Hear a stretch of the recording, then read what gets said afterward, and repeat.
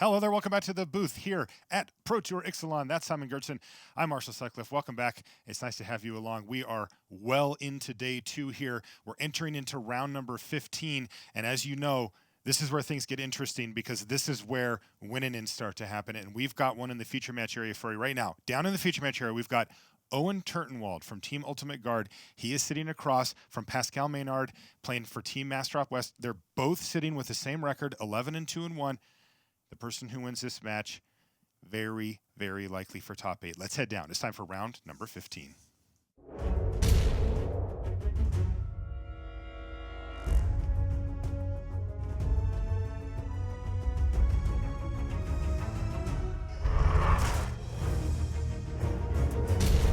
And welcome back to the feature match area here at Pro Tour Ixalan. I'm Marshall Sutcliffe in the booth with Simon Gertson.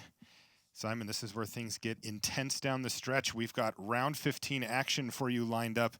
2 players, 1 slot in the top 8 up for grabs here. They're both sitting at 11-2-1, I should say.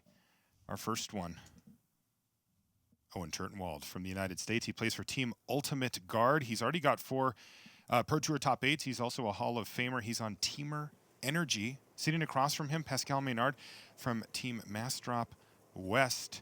He's got a Pro Tour top 8 on his resume as well. He's playing Blue-White God Pharaoh's Gift, a bit of a different take than many of the decks we've seen in the feature match this weekend. Simon, give us some overview on the matchup here. Yeah, Pascal is playing that this fringe strategy that's trying to refurbish a God Pharaoh's Gift out of his graveyard. And the earlier he can do that, the faster he will start to generate an advantage, because once you get all those 4/4s, you are overwhelming basically any deck in the format. So what we will see is the Teamer Energy deck of Turtenwald just turn into a very aggressive deck that's trying to win before this combo becomes relevant. And this is about the most aggressive start that the Teamer Energy deck gets here along Tusk Cub. Really, its primary threat. Yeah, it does look like both players have pretty good starts. Turn 2 strategic planning. Pascal follows it up with another card draw spell. So he's just digging, and Owen is looking to put on the pressure.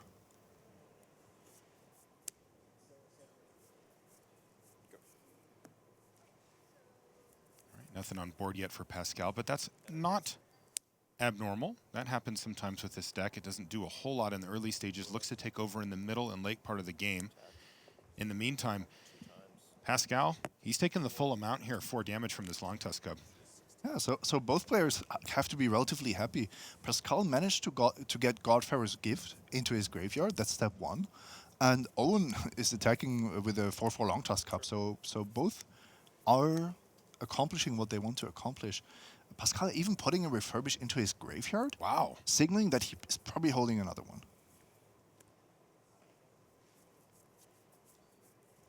Ah, yes, the key to the format, Sacred Cat coming back. That's what really broke standard. You know, his deck isn't even the only one running it either. Also very good in limited, of course. Don't start with me, Simon. Not this early.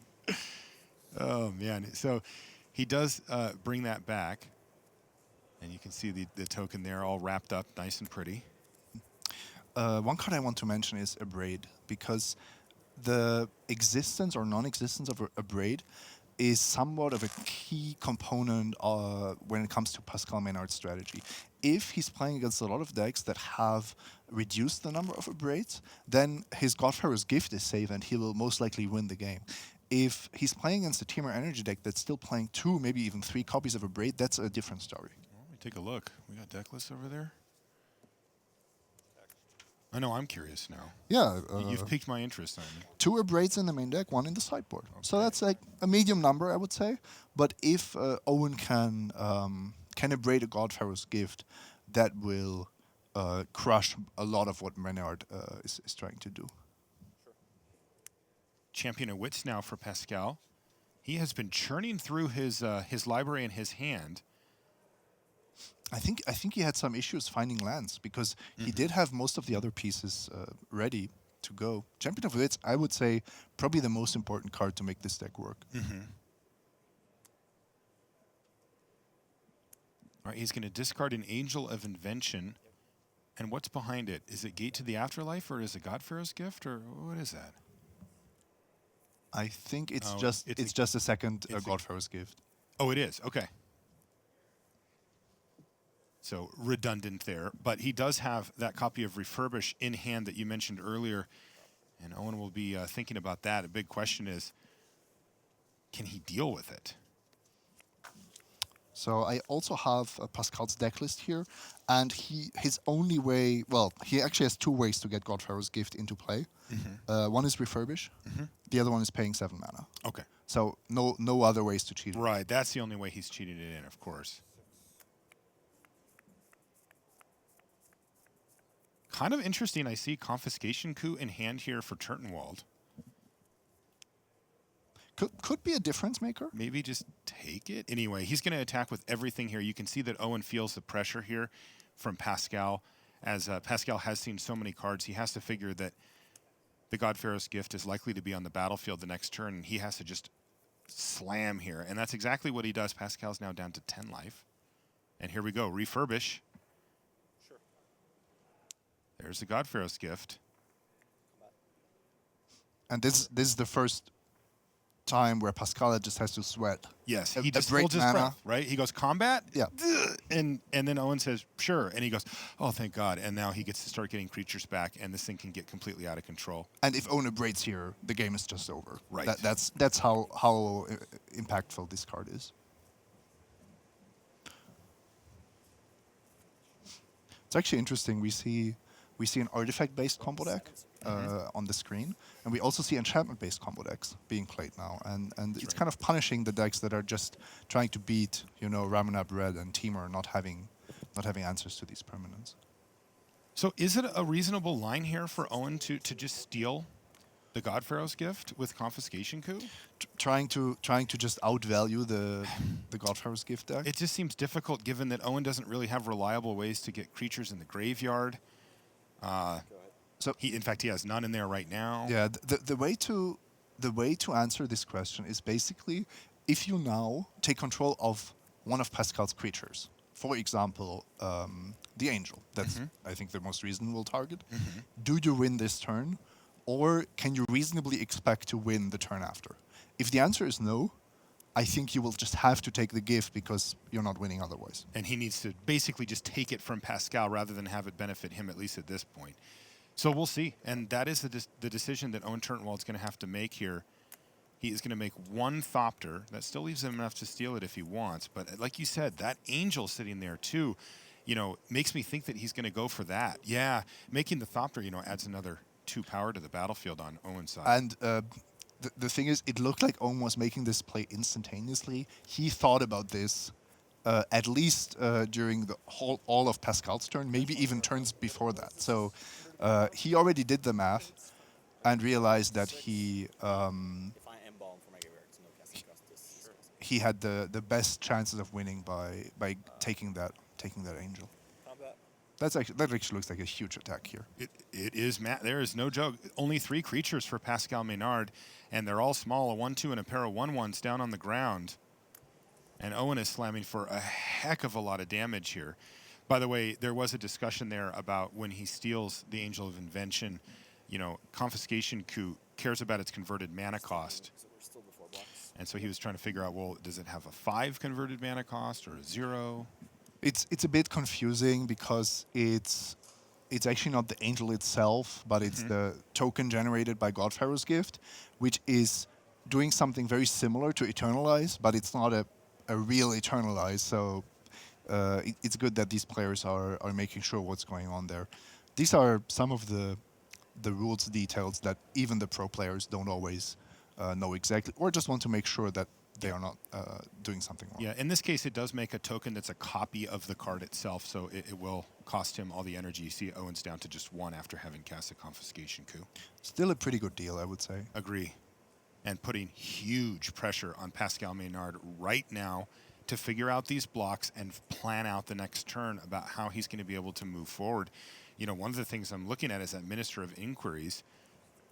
He'd love to be able to activate that and try to find something like another Angel of Invention or something great. Is that an opt? It is Invasion Opt. Invasion opt. Ooh, and look what he found. An Angel of Invention. Now it's in his hand. Might be Good better in his information to graveyard, have, though. if we're honest. He's under an insane amount of pressure, and something I wanted to mention is that different from older formats, combo decks in Standard, if they exist, are often creature-based or permanent-based. So in this particular case, when we talk about combo, it does win because of an unfair way to get a 7-mana artifact into play, but it doesn't just win the game on the spot. So you can still play if you have a good board position. You can still play a regular game against it, which we basically see Owen do here. It was Excuse me? It's not sickness, right? Yeah, because I cast Refurbishment now. Okay. Yep. I like how these players are just making absolutely sure that they are playing correctly here. Fairly complicated matchup for these two, and they're just making sure that they're checking the little details like, hey, this thing doesn't have summoning sickness, does it? There's 2 cards. 2 cards. Pascal finds himself at a paltry 4 life here, facing down a massive army from Owen Turtenwald. One of the best cards to get back with Godfarer's Gift is the Angel of Invention, because it's just an army in a can. Owen taking control of that not only bolstered his team, but also it didn't enter Pascal's graveyard, so he doesn't have access to it anymore, as opposed to just playing a removal spell. And just killing it, right? So Pascal is considering playing Champion of Wits here. In fact, he almost had it down. And That's not decided really to. that's not really correct, because it's a token. Sure. But the fact that he took control of it is of course hugely relevant.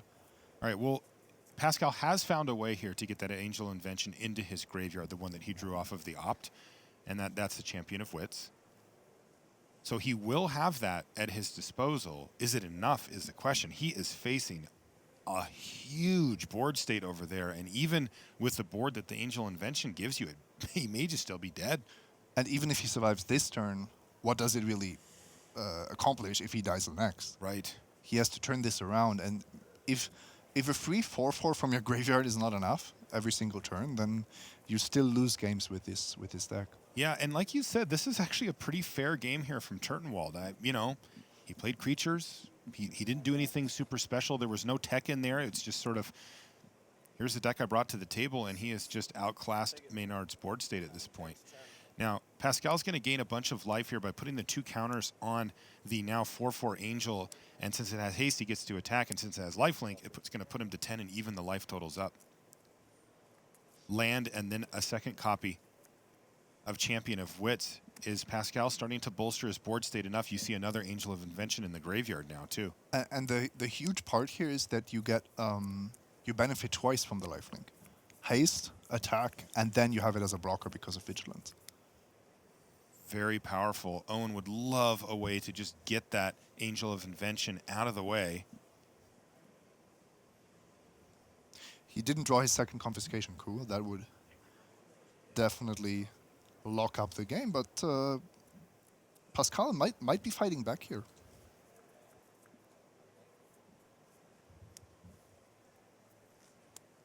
Up to 4. Up to 6. Go. No profitable attacks, Marshall. That is a huge swing back in Pascal Maynard's favor. It's 2+1/+1 counters.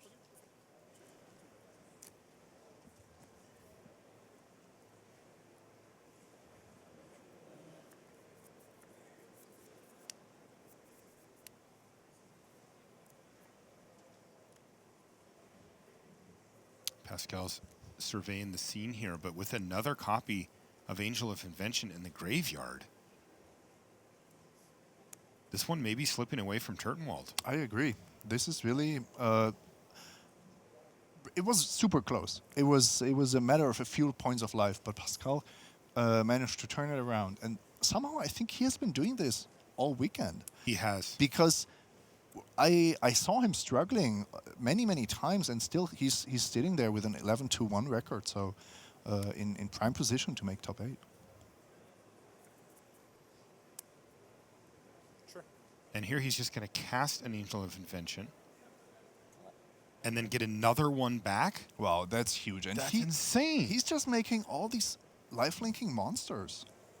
That one has haste. The one he cast, of course, doesn't.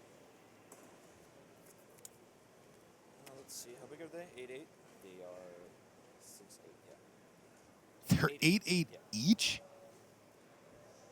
They both have lifelink? How is Owen supposed to deal with this? I think he's asking himself the same question. And his deck's just not set up for this kind of thing. Even, even his removal spells, like Harness Lightning, rarely get to that size, and he's not going to be able to do it twice. No, Temur Energy is a super powerful mid-range deck, but it's not a deck that just, can play forever against control decks or combo decks. It does have to win at some point. And the third Whirl of Virtuoso is just not adding much to Owen's board, whereas the third Angel of Invention is kind of a big deal. This one has fully slipped away from Turtenwald. It feels like he doesn't have any outs, and he's going to scoop him up. Pascal Maynard picks up game number 1. It looked bad. He was way behind on board, but it really showed the power of God Pharaoh's Gift plus Angel of Invention, as it turns out this time. And Pascal was able to turn the tables on Owen in short order and pick up game number 1. We'll have more round 15 action for you after these messages. Looking for a place to hang out and play Magic? Head to your local game store this and every Friday to play Friday Night Magic events. Get more info at magic.wizards.com/FNM.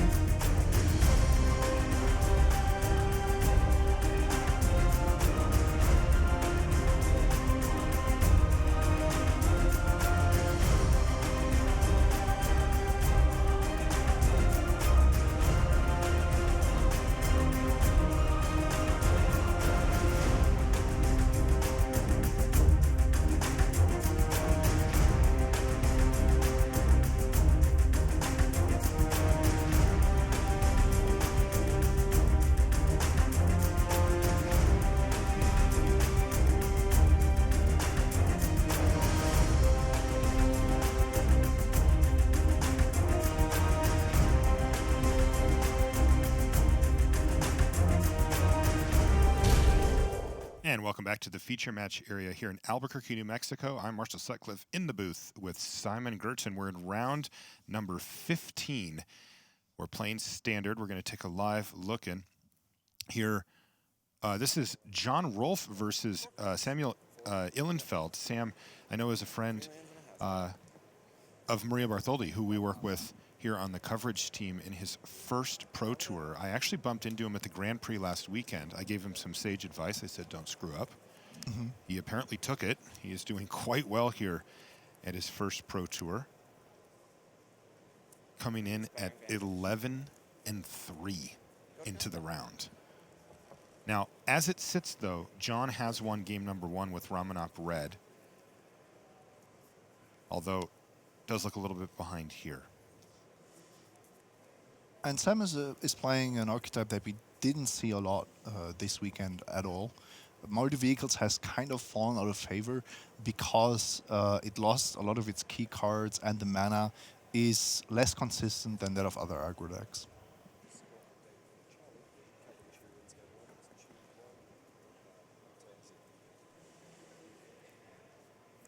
John's running some numbers here. Got some match updates, by the way. Sounds like Bart Van Etten and Reed Duke are going to a game 3. That's possible. They're playing very quickly. Kelvin Chu has won his game against Wilson Hunter as well in our side match. And of course, you can see in the upper right-hand corner, Maynard versus Turtenwald are still getting ready, so we're going to hang out here for a minute. Yeah, but you can tell that Samuel is pulling ahead here. If you're playing Ramanap Red, you don't want to be defensive and casting Lightning Strike on a Walking Ballista on your turn 2.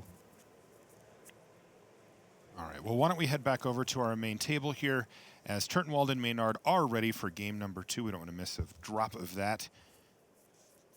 We've got hopefully a great game lined up for you here.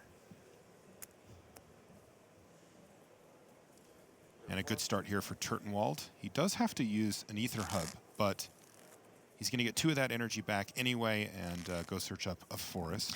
It is nicer to cast a tune with Ether of a forest, but you have to realize how many times this interaction, Ether Hub into a tune, is actually preventing Temur Energy from mulliganing. It's a huge deal and a huge aspect of why this deck is so powerful. Land go from Pascal Maynard. Just going to play a Glacial Fortress and pass it back. And there it is, Long Tusk Hub on turn 2. So this is the first big question of the match here, or excuse me, of the game for Maynard. Do you have an answer or a way to interact with Long Tusk Hub? Because we've all seen it.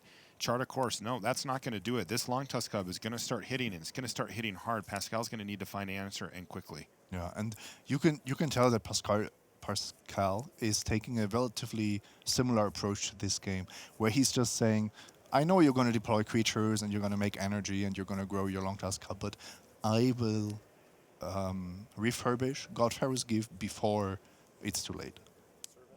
And there's a Servant of the Conduit, which just equals more damage here. And Owen's all in. He's just going to remove all of his energy, hit you for 4, get 2 of it back from the Long Tusk Hub trigger, and really pose a very strong question here to Pascal Maynard.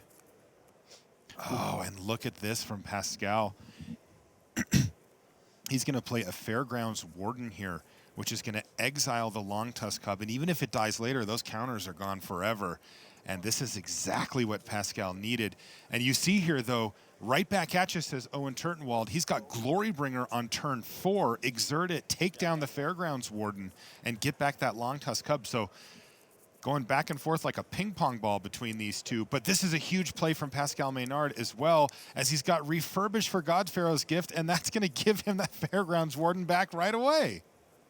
Jeez. And larger as well. So here you actually have an interesting choice. Glorybringer is the best card on the battlefield, but it is kind of dangerous if you allow Owen to get that back, because it's a haste creature with that dangerous trigger. So if Pascal doesn't want that, he could actually just take Long Tusk Hub here. I think that would be a very reasonable line. Okay, also the Servant, if he thinks the mana is actually more threatening than the pump ability on Long Tusk Hub. I like not taking Glorybringer here. I think that would have been a bit dangerous. By the way, a full playset of Fairgrounds Warden in Pascal's sideboard. So he really wants to have that card available to him in this matchup. And we don't assume that these are meant to be permanent solutions to the creatures, right? He doesn't need permanent solutions. He just needs time. Yeah.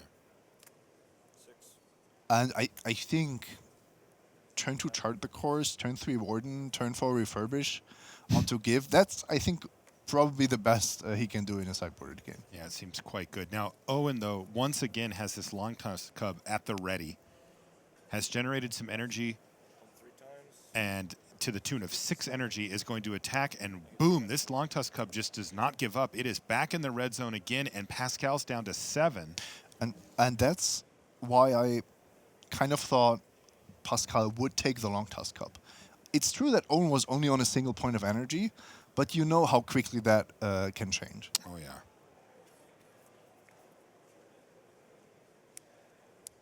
And next up, we also have Glorybringer potentially coming back. Sure. Oh, or not. Speaking of Glorybringer, Fairgrounds Warden takes it away, and there it is. That Sacred Cat again. Again, more speed bumps. It is a huge deal on this board. It really is. If it isn't dealt with, it blocks Long Tusk Up, gains a point of life, and is threatening to return as a 4/4 lifelinker next turn. Here's Chandra, though, to get Glorybringer back. And that's the huge problem with using Fairgrounds Warden to deal with Glorybringer. Because now it has haste, it's untapped, it's ready to go, no exert. Well, and it kills the other Fairgrounds Warden. Of course. Look at that. Oh, and an Abrade for Turtenwald. This is a lethal attack. And that is game 2 going to Owen Turtenwald. He ties things up in a real hurry. He came out guns blazing. A couple speed bumps along the way, and then boom, laid it on thick, and that was going to do it right there. Game number 3 incoming between those two. Woo! Don't blink watching this one. No, that was actually an Abrade being used to take out Sacred Cat I can't believe it. when Godfarer's Gift was on the battlefield. Yes. There's only one scenario where that happens. You're dead. So let's take a look at that table we were on a few minutes ago with John Rolfe and Samuel Illenfeld as they battle it out. Samuel trying to get back from a 1-game deficit here. And, I mean, 11-3, we are totally knocking on the door of a top 8 here for Sam if he can pick up a win. If you're 11-3 and you win, you have a very high chance of being able to draw, to take an intentional draw with your next round's opponent. So this penultimate round is often more important than the final round for a lot of these players. And if you're not too familiar with aggro mirrors, so 2 aggro decks playing against each other, after sideboarding, these matchups can become quite controlling because usually there's a high number of creatures you don't really want to play after sideboarding, but that automatically means there's more and more removal available. Board has pared down a fair bit here. We also know that, in particular, Ramunap Red can go quite big. You can go Chandras, you can go Glorybringers if you want to. Especially post-sideboard, which is where we're at here. And this is Abrade. So John Rolfe having all the answers that he needs to keep his life total steady at 7, while Sam just continues to try to find ways to get in. And it looks like John may be lining up an attack here. No box. 15. Yep. Yeah, sounds good. Drop a turn. Piana Lars facing off.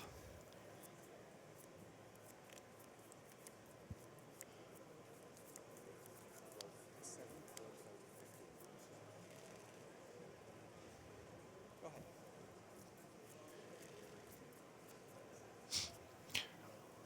I think Sam is flooding out a bit here, Marshall. It looks like John, even though he has the lower life total, will just be able to take over control of the battlefield, despite his, he's mana screwed, but if your opponent drew 4 or 5 more lands than you, you're actually kind of happy about that. Hold on. Actually, don't know if I want to go with this. Is it too late? Yes, it is too Well, this one seems to have turned in John Rolfe's favor pretty strongly here, Simon. This is a big attack. Once the board's completely clear, Sam's going to need some form of removal or just something to go over the top of the board. It's going to be tough to do. Yeah, or some haste creatures or burn, but that's not really Yeah. what Mardu Vehicles is designed to do. It's designed to stick a Heart of Kiran and really go to town. So this is 2, 3, 4, 5, 6 damage. Yeah, not quite a 2-turn clock. It's close, though, isn't it? Well, there's a Heart of Kiran, but no crew in sight. That's quite punishing. It does mean that John has to be a little bit concerned about dying next turn if he doesn't have a blocker back. But I think he can manage Ooh, that's Lightning Strike hitting Okay, the that's face. just lethal then. Yeah. Yeah, if Sam doesn't have a removal spell, and I figure we would have seen it last turn if he did. No, he drew Heart of Kiran this turn. Yeah, and he didn't have anything last turn, so why would... Yeah, it looks like John Rolfe is about to take this match. from Sam Illenfeld. John is considering his options. He does need to attack with every creature for it to be lethal. Yeah, at that point, it's probably a good idea to just quickly go through the motions and check if you're missing something, if you could lose to something. There is, you can always play more conservatively, but in this concrete scenario, I think attacking with everything is absolutely warranted. Reed Duke fans out there will be happy. He just won his match 2-1 over Bart Van Etten. Reed is 10-4 coming into the round, now 11-4. That is no man's land as far as top 8 goes. It's not impossible to top 8 with an X-4, as we would say, record. That would be 12-4 after the last round. Reed would need to win that, of course, to have a chance, though you certainly wouldn't feel safe at that point if you were Reed. It's a win and potentially in scenario, which of course you're going to try your best, but it doesn't. Largely out of Reed's hands. He does still need to win that last round, of course. And All right, Reed missed top 4 of Worlds on tiebreakers, so that would be a bit heartbreaking. Definitely. Got second at the GP last weekend as well. Though I have to say, if you just zoom out a little bit from that, it's like, wow, right? Like, 5th at Worlds, second at the GP. 5th at Worlds, second at the GP, in contention for top 8 here, potentially, at least just knocking at the door. He's going to continue to bang down that door at some point as well. All right, here it is, the lethal attack. I'll attempt to disintegrate your Thopter. Your Thopter. He actually does have a removal spell? He does, but he's targeting a Thopter token, which I think is maybe a misstep. Let's see what happens here. I mean, it would take John off of lethal. Oh, I punted that. Oh, no. Oh, I think Sam agrees, because there is an ability on Pia which allows John to sacrifice an artifact. He wouldn't have been able to sacrifice a non-artifact creature, so Samuel would have capped the chance to win. Illenfeld's down to 1. good game, man. Oh, and that's going to do it. Sam says, good game. That's John Rolfe, though, winning the match 2-0. And Simon, John improves to 12-3. So as you described a minute ago, pretty likely to be able to sit down, shake a hands with somebody, and find himself in the top 8. There are still scenarios where that doesn't work out as planned, but, well, he has certainly improved his chances by winning this match.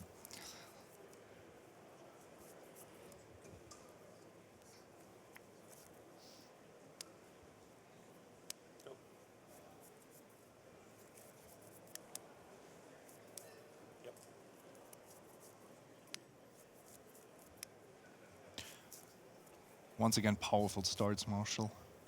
Champion of Wits is just what makes this deck even playable. If that card didn't exist, I don't think we would have ever seen Godfarer's Gift in Constructed. So good start from both players. Owen, with no energy but a Long Tusk Cub, means that he has the ability, if he can get a couple of energy, to start getting those attacks going. But yeah, like you said, such a good spot here for Champion of Wits to come down, start to get cards in the graveyard that Pascal wants in the graveyard, and on top of it block, and on top of it draw him cards that he needs to make this thing work. It is too good. And being on the play, it's even an on-curve answer to Long Tusk Cup. Of course, we can expect Owen to generate some energy here, but it would be much more powerful if his Long Tusk Cup was already a 3-3 at that point.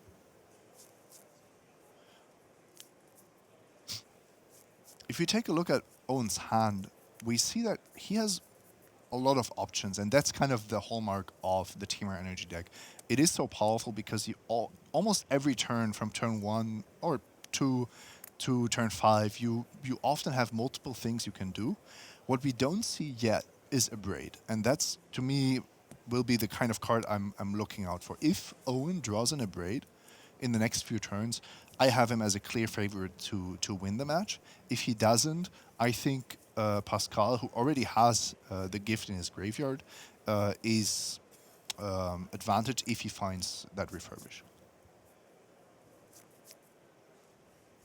It was Forest? Forest, yeah.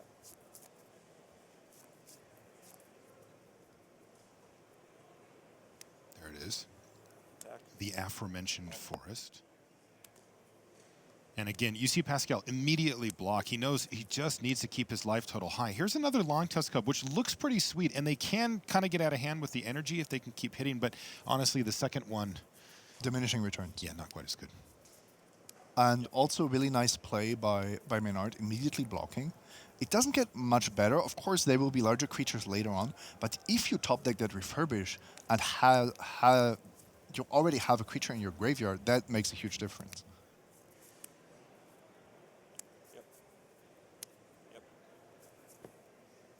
So search for Escanta here for Pascal. Decent, not spectacular. Okay, not a showpiece of the deck. No, it's too good not to play. But if Search for Escanta didn't exist, that particular deck wouldn't be much worse. I think the control decks in the format would be much worse. Minister of Inquiries was also a follow-up play there from Pascal. Constructed Powerhouse. We've seen a lot of cards here. I mean, I did not think I'd see Legion Conquistador in the feature match area down the stretch on day 2, but here we are. By the way, there goes that Minister of Inquiries. It's going to get Harness Lightninged and clear the way for a pretty big attack here from Turtenwald.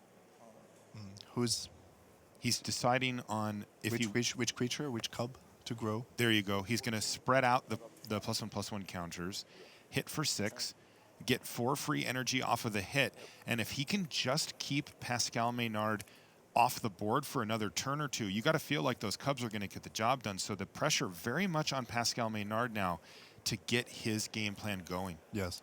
Now Pascal is desperately digging for Refurbish, and at the same time he needs to hope, because he can't really stop it, he needs to hope that Godfarer's Gift doesn't get abraded. All right, here's an Angel of Invention, though, for Pascal. Adding a lot of power and toughness and a lot of blockers here. Speaking of Legion Conquistador, Wilson Hunter, who's the one who's playing the mono-white Vampires deck, has just forced a Game 3 against Kelvin Chu, who's on Teamer Energy. They're both, one of them, Hunter, is 10-4, and Chu is 10-3-1. May get a chance to see that depending on how this one pans out. There are, by the way, Esper gift decks, but also blue-black gift decks, which I don't quite understand because hard-casting Angel of Invention is such a powerful play in this deck. Yeah, and you see that happened here. Now what is Turtenwald supposed to do, right? You kill the Angel, then, if he ever gets the Godfarer's Gift going, it just comes right back again. All speed bumps all the time here from Pascal Minard. You can also see that it's just better to have evenly distributed long tusk cubs in most scenarios, because otherwise a single chump blocker, a single servo just basically sucks up more damage than it should. Right, you see the servos are 2/2 sitting on the ground right now. Much better for Turtenwald to have 2 3/3s rather than a 4/4 and a 2/2. And these situations actually happen quite often, where you have to decide, do I distribute damage evenly or not? And in almost all scenarios, even is the better choice, unless you're playing around, let's say, a damage-based mass removal spell specifically. Okay, so Pascal went for the double chump block here. Yeah. That means he takes no damage, and he still has his Angel of Invention on the battlefield. But these are now the crucial turns, the scries and the draw step for Pascal. He needs Godfarer's Gift to stay in this game. You can see he put an Ipnu Rivulet in the graveyard from the Search for Uzkan to trigger. That, of course, transformed the Search as it was the 7th card in the graveyard. That gets him an extra land this turn, and he can also activate, though. All right, here we go. Champion of Wits. Draw 2. He sees another chart the course. Excuse me, it is 3, thanks to the Angel of Invention making its power actually bigger. He did find another copy of Angel of Invention as well, which could be helpful to stay alive for another turn if he plays it next turn. He has enough mana, so he doesn't need to dump it in his graveyard. Still has to discard, though.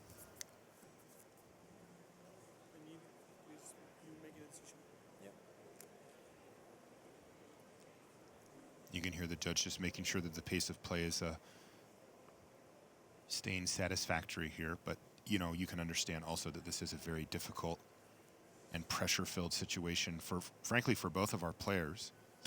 These players have been playing at a very good pace. It's just this is kind of the crucial moment for Pascal where he has to decide, make a really difficult decision. What do I get to keep? How valuable is this land, where I can so that I can activate Ascanta, compared to keeping, for example, Chart the Course. And what Pascal ended up keeping in hand was an Angel of Invention. Does Pascal have Settle the Wreckage in his list? Is that a card that Owen is going to think about in any capacity here? No, he doesn't. He does play a single Fumigate in the sideboard. Okay. So that's a really fringe interaction, I would say. Okay. Fringe card.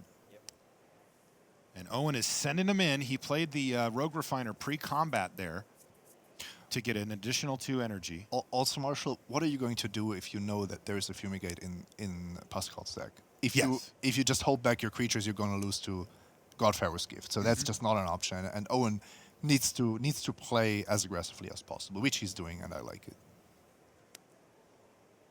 Whereas Pascal is blocking as aggressively as possible. Trying to buy absolute maximum time. Yeah, he does give Owen more energy here, but he does get rid of a Rogue Refiner that way. Although, to be fair, I'm not sure how much of an impact that is actually having on the battlefield. Woo! 7 down to 9, lifelink up to 11. You take 7. 3. You go down to 9, but then there's lifelink as well, so back up to 11. The board is completely clear for Pascal Maynard. He has nothing going. He's going to activate Search for Ascanta right now. And this is it. This is where he needs to find, let's say, Fumigate, or at least refurbish and hope to survive. Is that Fumigate? That looked like a Fumigate to me. I think he may have found it. Did he? That's a Can't Fumigate. quite see. And It is. Does Owen have a way to deal with it? This is a huge moment in the match here. If he has, well, I'm not sure. Is he able to activate the Servant this turn? Yes. So, in theory, he could have the mana to cast something like a Negate, but we see that he's holding a Braid, which is, of course, the card he wants to have in the matchup, but not the card he wants to have against Fumigate. So, if Pascal resolves Fumigate, he is a very high favorite to come out ahead here. Here he goes. He's actually going to cast the Angel of Invention here instead. Wow, that takes. Now, this does not get something. negated, right? You know, if you're sitting in Pascal's seat, you know that Owen's not playing Essence Scatter at this point, I'm assuming. No, I mean, you don't play around Essence Scatter here. What I'm wondering is, doesn't the Angel only buy 1 more turn, and then if Owen had Negate, you're losing anyway? It does seem like that from here. It also opens up weird scenarios where, like, what if Owen goes, abrade your token, play Chandra, kill your Angel? Yeah, because these blockers are not guaranteed to block. They're just quite likely to block. Exactly. Oh, Wow, this is an insane moment here. Super intense. And now Owen has to decide, do I want to use a braid on a servo? The card, sorry, he's not going to use a braid on the servo. He's going to use a braid just to do 3 to the Angel. Which does mean he's basically saying, I need to win quickly because I know you have Fumigate in your hand. I cannot afford to hold a braid for the Godfarer's Gift, which is just crazy. Here we go. He played Chandra. He's attacking with everything. There's only 1 blocker. How much damage is this? Is it lethal? 2, 3, 4, 5, 6, 7, 8, 9. 4, 5, 6, 7, 8, 9. So it is not lethal. But this is not a good spot for Maynard, although with the Fumigate, he will get a reprieve by a little bit because he's going to gain 4 life off of it. He's still facing down a Chandra, though, it is of note. But the 4 life gained could be the difference maker. It's huge. If that wasn't in the cards, then of course Chandra would just win the game. But Yes. I think if he can manage to find a Godfarer's Gift, given that Owen was forced or decided to use a braid already, oh my God, this is just, I don't know, Marshall, this is just a crazy game. This has been an insane game. These guys, by the way, are playing for top 8 here. I mean, they are extremely likely to make top 8 with a win. So there we go. Pascal fires off Fumigate, goes up to 6, passes the turn back, but tick-tock, Owen Turtenwald has an active Chandra Torch of Defiance. That's 2 damage a turn, regardless of anything else he does. So Pascal's, could easily be at 4 here minimally, and then whatever Owen adds to the board as well. So still very much pressured on Pascal here. And Owen knew about the Fumigate for a turn, so Right. he had that chance to not expose more creatures. I'm still wondering if Pascal made the right call by waiting this turn. I agree with being concerned about negate, but I'm not sure if it was really the right call there. So it looks like instead of doing damage, Owen has used Chandra here to make mana. He's used one of the red plus 2 land taps to make a Rogue Refiner, another red plus a green, a forest here to make a Long Tusk Cub, and he has once again presented lethal damage. That was a top deck refurbish. Oh, refurbish off the top for Pascal. He gets back God Pharaoh's Gift with 2 Angel of Inventions already in his graveyard. That is exactly what he needed. Yeah, and if he didn't top deck it, he still would have had the ability to activate Ascanta to find it. And cast. Wow. Pascal Maynard with the clutch rip there, and he's got an Angel of Invention that can kill Chandra, buffer his life total, act as a blocker, and probably will lead him to victory in this game. This is an insane game. If you have to rewatch this, basically. Yes. Just to You need to be able to pause. just to understand what went on here. And I'm saying this to myself as well. Of course. Just to be clear. It's 9. And now Owen's just going through the motions. He knows how far behind he is. He knows what a small percentage he has to actually win the game. He was so close. He got an extra turn from Pascal by playing the Angel rather than the Fumigate. He took good advantage of it. But Pascal Maynard, his deck waited a little bit. He was so close to get both of the games that he lost, right? That's right. He was so close to victory, and in this case, victory meaning a prototype 8. That's right. Take 14. 4 to... And this one has completely spiraled out of control in Pascal Maynard's favor. And we're looking at him very likely securing his second career Pro Tour top 8. He top 8'd Pro Tour Oath of the Gatewatch, where he got 7th place. He's looking to come back and improve that. And with a win here against one of the toughest players in Magic, he is going to set himself up. Also, this is where things get really stupid, because he just brought back, I should say, the Champion of Wits. It's a 4/4 that's getting +2/+2, draw 6, discard 2. Come on. Pretty good value. Yeah. Pretty good value. This thing definitely knows how to keep going once it gets started. You have not yet. Last turn I went refurbish plus. I don't think he can hear you, Marshall. Yeah, that's why I said it. Do you remember me playing? I don't think we haven't played a land this time. If that's No, he hasn't. He had 8 last turn. Exactly. So, Yep. strategic planning, but this is really just going through the motions, because Pascal Maynard, all he needs to do is attack next turn, and this game is going to be over. Owen Turtenwald just does not have the ability to deal with this type of board state from a Teamer Energy deck. He certainly can't get a race going now that Pascal's at 26, and those are about his only options.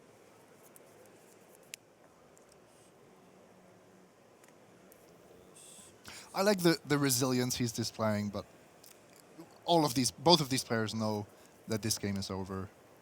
Owen can make chump blockers because of Rilla Virtuoso. Yes. But what's your long-term plan? Right. He's just going to end up blocking. It looks like Pascal's going to get another God Pharaoh's Gift onto the battlefield here. Really just testing to see how much Owen can take of this, because Owen, he plays it out, right? He knows.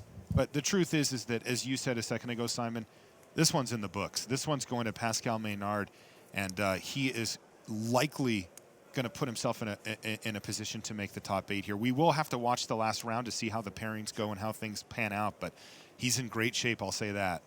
And he has that draw already, so he's not sweating to find an opponent to intentional draw with. And that does it. Owen Turtenwald says, good games, and extends the hand. And Pascal Maynard finds that refurbish and gets the job done. He is now going to have one more round where, like you said, he will likely be able to find a draw.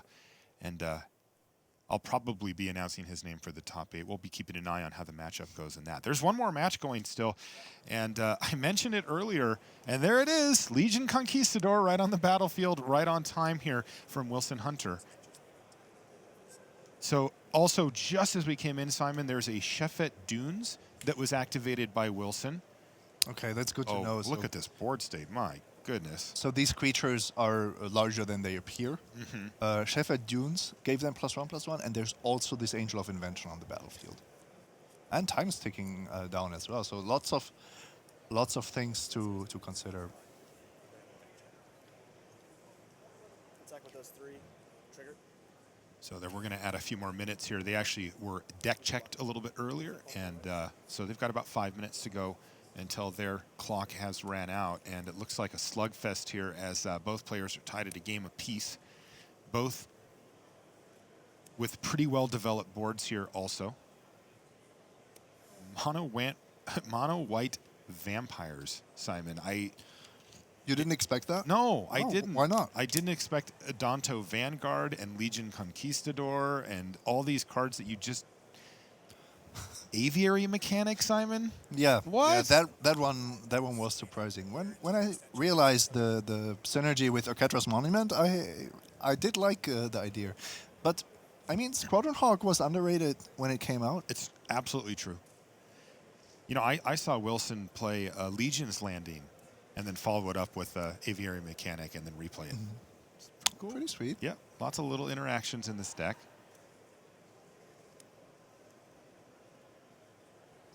And we've been talking about this a ton.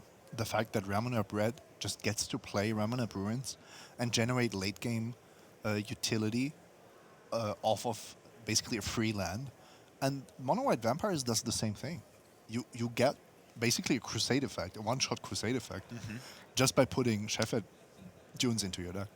Yeah, and as it turns out, that one-shot often represents lethal and forces your opponent into some positions like this, where, you know, Kelvin's going to be giving up a decent number of creatures here in this transaction, and these are pretty expendable from Wilson's perspective. Yeah, but he does have quite a lot still on the battlefield. He does. Wilson's down to 7 as well, it must be noted.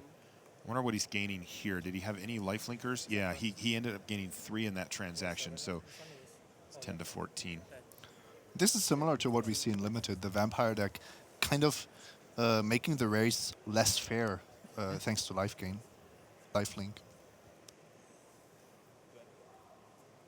And it looks like that last Legion, or another Legion Conquistador hit the battlefield there for Wilson.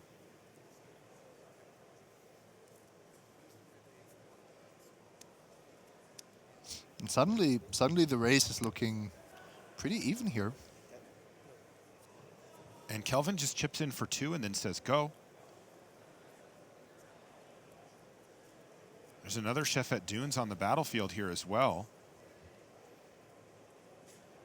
Hunter can also survey the scene and decide if he wants to start using that Adonto, the first fort, to set up a Chefet Dune activation for next turn. Just get a bit more board presence. I think I would like that. Yeah, he has an Adonto Vanguard in hand, as well as that last Legion Conquistador and Mavrin Fane Dusk Apostle as well.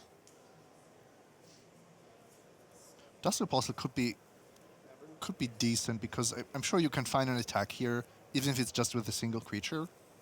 The Conquistador, for example. Conquistador's a 3/3. Yeah, it's an easy one. Combat. Is the... Oh, it almost looks like the Angel would be attacking. That would have been quite surprising. Disastrous, yeah. And there we go. The board does get bigger, and Kelvin Chu says he wants to trade. Correct. 1, 2. Also really nice use of Hunter's mana this turn. He can now decide if he wants the free 1/1 or deploy more creatures. Yeah, I mean, it's tempting to get the Adonto Vanguard down just because it does have even more power. when it attacks, though, the idea of activating it doesn't look super appealing to Wilson at 8 and probably falling to 5 or No, maybe no, 6 activating is not really the question here. And Right. the thing is, if you when you have that many creatures that are all relatively small and similar, then adding one creature with a high power doesn't really gain you much because Yeah. it'll just take a chump block or a block. Right, and so instead he's decided to go for a creature that has a much more relevant ability here, lifelink. Exactly. And that doesn't cost him a card, so it's all upside. And you can see that Kelvin, he wants to continue attacking, He's trying. but he also knows, this is kind of slipping away here. It's getting a little awkward for Kelvin Chu, as Wilson Hunter seems to have a little bit of an engine going, and even though Kelvin's been able to keep attacking in the air for 2 a turn, And this Wilson has some big attack lined up here. this is not like mono black aggro or mono red aggro that just runs out of steam. It's an aggro deck that can play until turn 15 and be still advantaged. I mean, look at all the lifelinkers now for Wilson. He's got 2 lifelink vampires down on the ground, plus the angel. 3 lifelink vampires on the ground. Those are all 2/2s, and if he activates the dunes, they're 3/3s. Yeah, he has to hope that the Angel of Invention stays alive. That's kind of crucial for his game plan, but he will just not lose on damage if he's careful enough. It looks like he's not going to go for the Chefette dunes. Instead, just going to line up a bunch of attacks here. That's interesting because 2/2 lifelink vampires. One of them is dominated by Will of Virtuoso. Right. The others are fine, I guess. Yeah, the Cub has no energy currently at its disposal. I would have thought that activating Sheffield Dunes would have been the nail in the coffin here. It did feel like that. Yeah. But I think he says, well, these attacks are close enough to good, and then what I'm going to end up doing is kind of what we saw last time. He's going to cast the Legion Conquistador, he's going to make another 1/1, and then the next turn he's going to drop the hammer. We do have turns called here, by the way, time called in the round, and you can see at the bottom of your screen that we're on turn 0, as it was Wilson's turn when they called it. So turn 1 will start with Kelvin Chu. So Wilson does need to keep that in mind as well. He needs to get the job done as he is ahead now. Yes, but I wouldn't worry too much about finishing this within turns. He does get turn 2 and turn 4, so that's 2 more attacks. And Sheffield Dunes is exactly the kind of card you want when things get that close to time. However, he is taking a very conservative approach, and that might come back to haunt him. Okay, well, it's now 12-8 in favor of Wilson. Oh, he found a Ketra's Monument here. And that's going to get him an additional body anyway. And that's actually the reason for... Because now he can cast the Adanto Vanguard. He wanted to wait with the Sheffield Dunes because he knew he was adding 4 creatures to the battlefield after combat. That is hard to to say no to, no doubt about it. And now that he feels like his life total is reasonably well protected at 12, he can set up a massive attack next turn against our world's top 4 competitor, Kelvin Chu. Who's facing elimination. He already has that draw. Yeah. So he's not, he doesn't have this hope of making it on tiebreakers if he loses this match.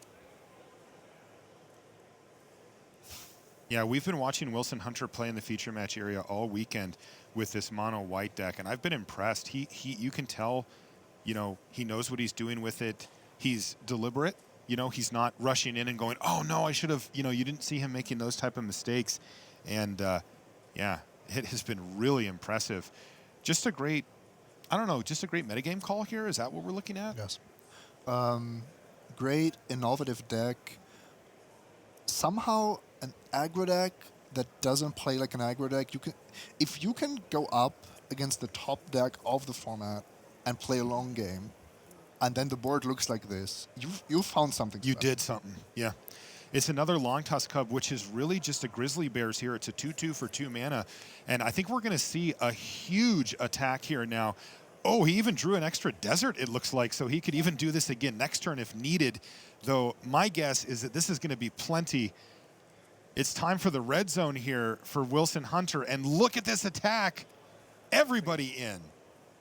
Kelvin Chu now has to sit here and try to parse this out to see if he can even survive.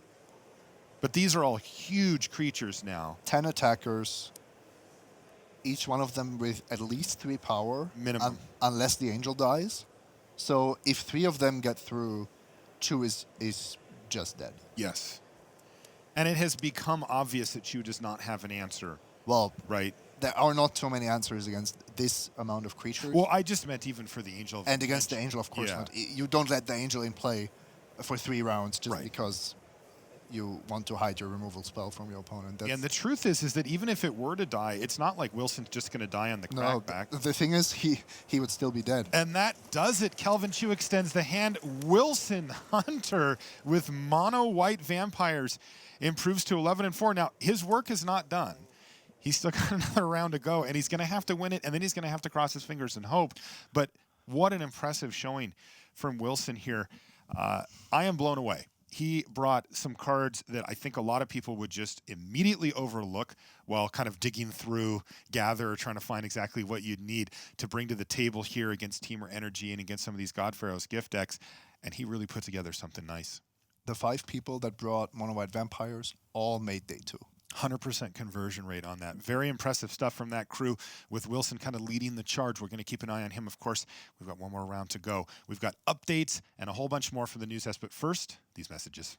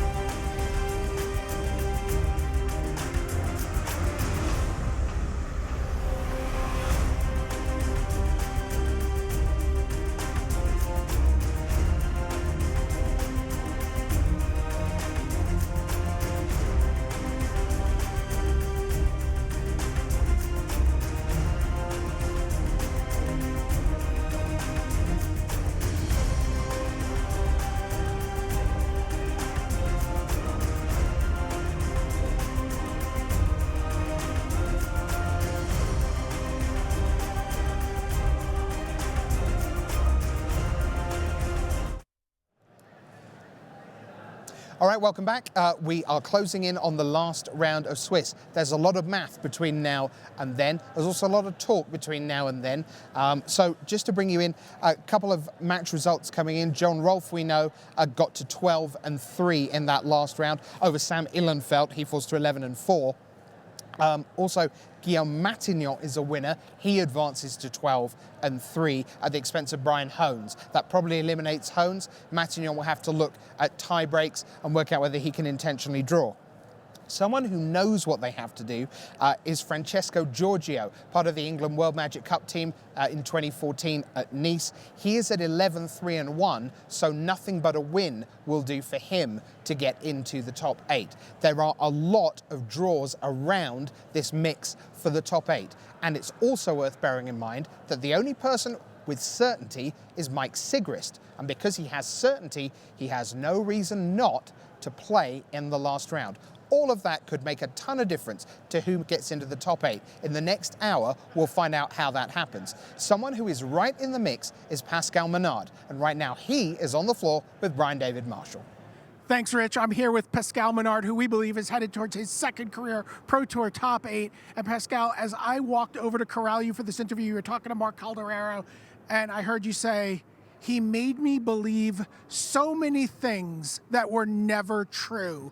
Walk us through that crazy game 3 with Owen Turtenwald.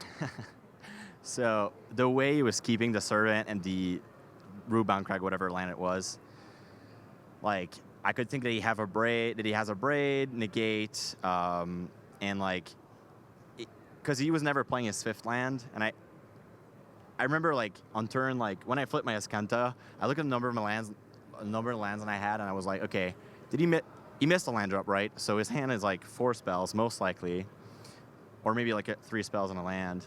So it's possible he has a braid and or negate. Thinking Glorybringer doesn't have the 5th land, and obviously doesn't want to tap out and into Fumigate or whatever. So yeah, I was playing around negate, which I was able to do because I had angels. So that wasn't a problem. Even a braid was fine, and I was able to develop, and like I was hoping that one turn I'd be able to like refurbish plus do something else, so when he has a braid or negate, it's not too bad. But yeah, in the end, he had nothing. Like as we saw at the end, he had nothing. So I'm just like baffled by how well Owen was able to just make me believe just every card that was good against me. It's possible that like it cost me something at some point that I played around something, and good job to him. Like he's just an amazing player. He played better than me, and I got lucky, so I won. Well, now let me ask you another question. We talked before the tournament started, and you were pretty excited about the extra lead time coming into this Pro Tour. Talk about why you felt so good about having all this extra time to find this crazy deck in Standard. Well, to be anywhere as good as someone like Owen, I need 2 more weeks to prepare. That's not close.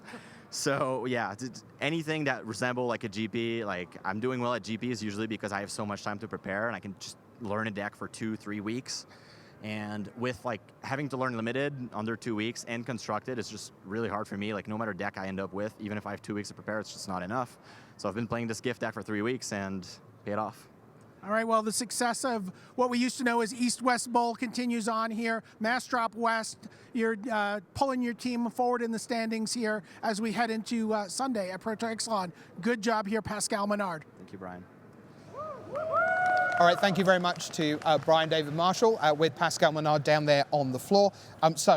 We now believe that we have pairings for the last round, and we're going to explore those with Paul and Maria here. And you at home, you can sanity check us too, feel free. So I think the headline, Paul, is that the players who've got ahead of the game, i.e. Mike Sigrist on 38 points and Seth Manfield on 37, Pascal Minard on 37, they can probably all choose to play kind of a free round here to play for seeding. Right. Does that sound about right? Yeah, any of these players, specifically Mike Sigrist, if he opts to play this round, then he is locked for the first seed, meaning he gets to play first, and that is huge in any format. So I think it's very likely that he's going to play, and even if he beats Pascal Maynard is very likely also to be locked for top 8 here.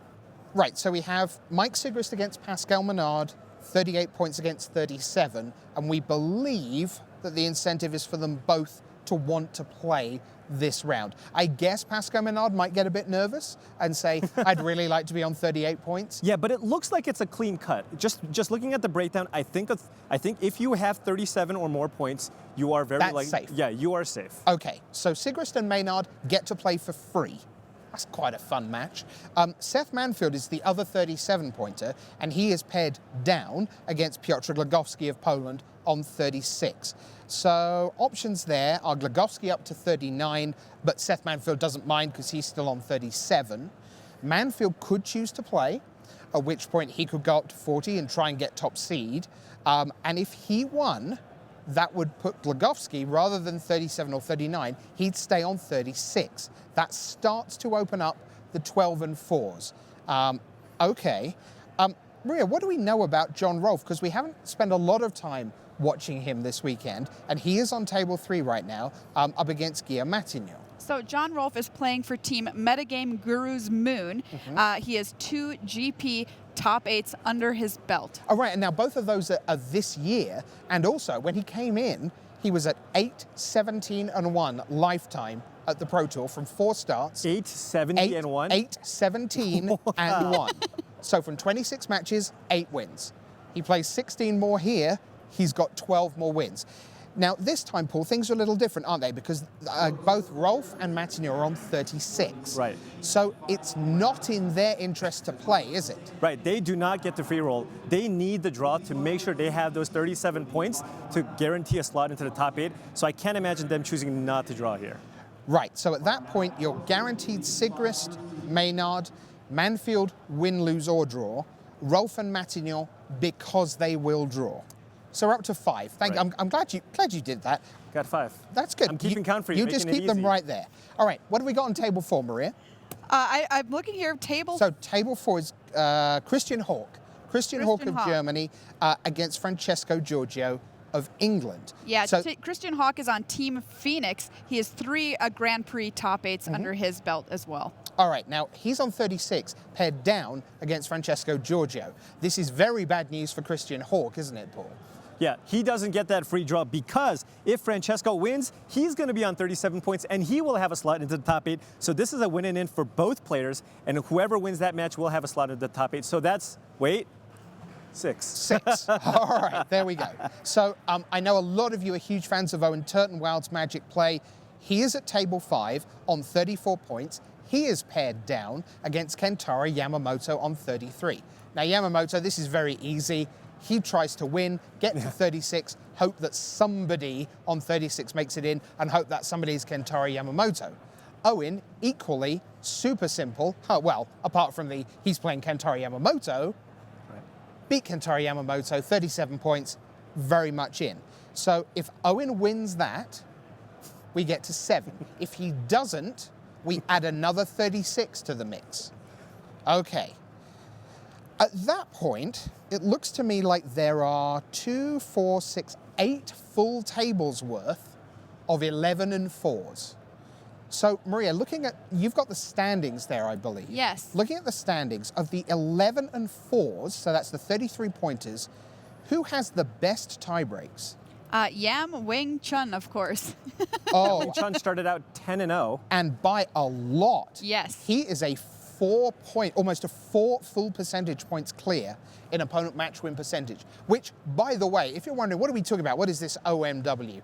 You literally take every opponent you play in the tournament and you add all their wins and losses together. And it gives you a kind of strength of schedule, if you like. You get a sense of, well, I won 11 matches against people who won 68% of their matches.